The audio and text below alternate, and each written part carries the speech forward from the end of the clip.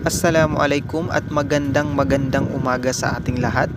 Ating tatalakayin ang paksang mga sangkap at o pangangailangan sa pagsulat ng final na salapi.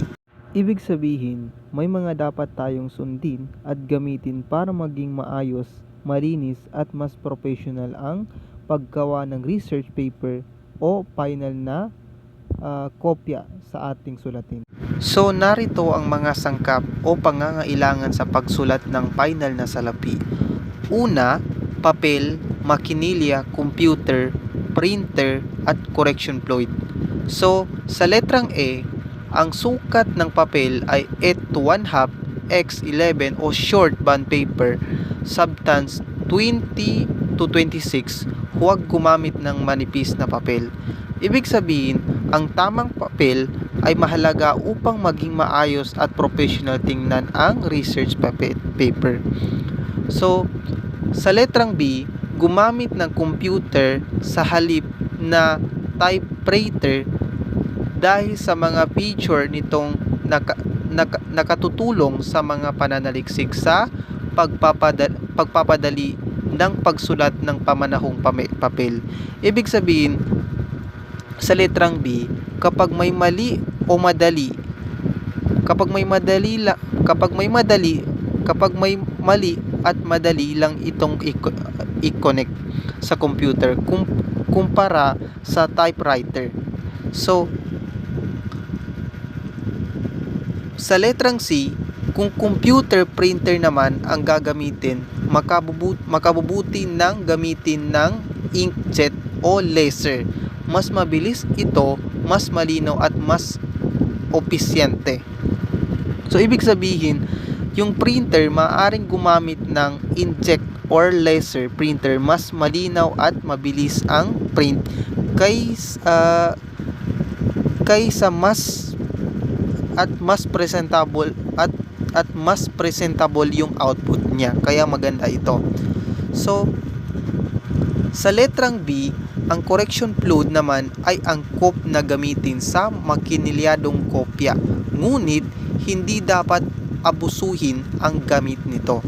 So, ibig sabihin, correction fluid is ginagamit ito sa makinilyadong kopya para maitama yung mga mali. So, kumbaga, para siyang eraser. Pangalawa na mga sangkap o pangangailangan sa pagsulat ng final na salapi. Pangalawa, margin, spacing at centering. Sa letrang A, ang tamang margin ay isa at kalahating pulgada or 1 and 1/2 sa kaliwa at 1 pulgada sa kanan, sa itaas at sa ibaba. Ang dahilan ay para sa binding lalo na kung gagamit ng plastic, side o hardbound. So ibig sabihin, ang margin ay tamang margin ay nagbibigay ng mas malinis at organisadong itsura ng papel. So sa letrang B naman, doble ang espasyong dapat gamitin sa pagitan ng bawat linya sa loob ng mga talataan at maging sa pagitan ng isang heading, subheading at simula ng isang talataan. So sa letrang B, spacing. So mahalagang sa mahabang quotations o bibliographiya, maaring iba ang spacing. So spacing, it's very napakahalaga sa paggawa o napakahalaga ng mga sangkap o pangangailangan sa pagsulat ng final na salapi.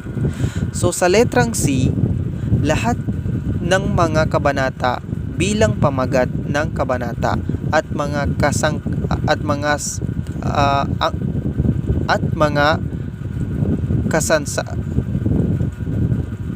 kasasangapaksan o subtitle ang kailangan nakasentro sa pahina ng papel, gayon din ang lahat ng datos na nakapaloob sa pamagating pahina. So, ibig sabihin sa letrang C, centering, example, kapag may chapter 1, so dapat nasa gitna yung title. So, yun. Number C, sa letrang C. Pangatlo na mga sangkap o pangangailangan sa pagsulat ng final na salapi. Pangatlo, prompt or prompt. Ang isang kinakailangan ng feature ng computer sa makinila ay ang versatility ng font nito. So, sa letrang A, Times New Roman o Arial, simpleng tipo ng font nang gagamitin sa pagsulat ng pamanahong papel. Gamit ng computer, huwag gumamit ng maarting tipo o tandaan ang pamanahong papel ay isang formal na sulatin.